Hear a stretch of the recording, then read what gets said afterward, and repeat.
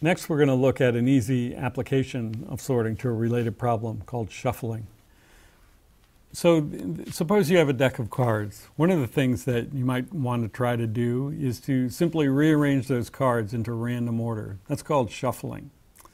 Here's a way to get shuffling done using a sort. It seems like the opposite. The idea is just generate a random real number for every array entry and then sort using those random numbers as the keys. That's an effective way to get things shuffled. And it's possible to prove that that produces a uniformly random permutation of the input if there's no duplicate values, assuming that you have real numbers that are generated uniformly at random. And that just means that it's well shuffled, that every possible way of shuffling the deck appears with equal probability. That's fine, but it requires a sort, and the sort seems like a lot of work for this problem. And the question is, can we do better? Can we have a faster way to shuffle? Do we really need to pay the cost of a full sort?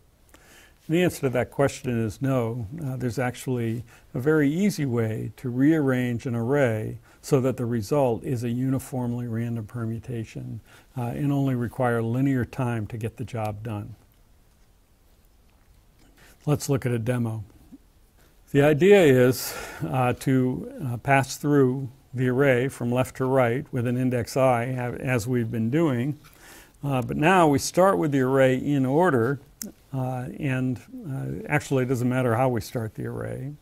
And every time we pick an integer between 0 and I uniformly at random and swap A of I with that integer. So let's look. At the beginning, we don't do anything. We just swap it with itself.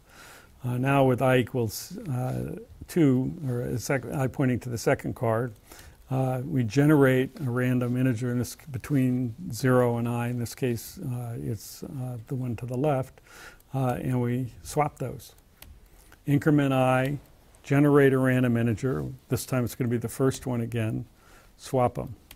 Increment I, generate a random integer. Swap them. Increment I, generate a random integer, swap them. And continue in that way. Swap. So for every I, we do exactly one swap. Now a card could be involved in more than one swap, but that's not an issue. The point is that the cards to the left of I are shuffled. They're uniform randomly shuffled.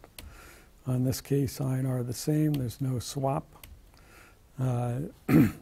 Increment I, generate a random R, swap them, and at the end we have the deck shuffled.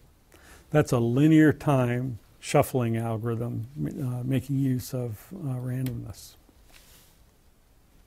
It was proved actually a long time ago, even before computer implementations, that if you do that, you get a uniformly random permutation, and it only takes linear time. So that's definitely a way to get a deck shuffled quite easily. Easy to implement. Now it's key that the uniform random number be between 0 and I minus 1. You'll often see programmers thinking that they're implementing a shuffle and they just choose for every entry, they just choose a random place in the array to exchange it with. And that doesn't really work. You could do the items between I and the n minus 1, the ones that you haven't seen yet, and that would also work.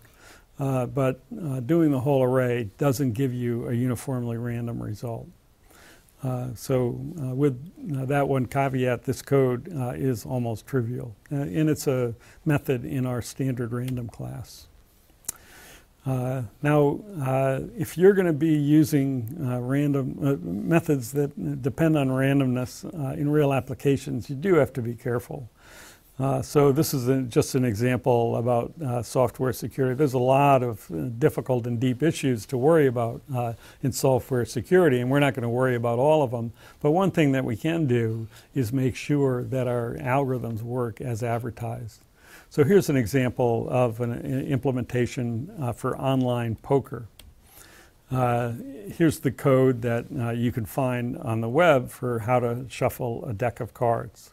That's pretty similar to our code, but it's actually got a few bugs, more than a few bugs. So first one is the way that random works, it actually never gets to 52, which means that the last card just stays, it can't end up in the last place. So it's definitely not shuffled because of that.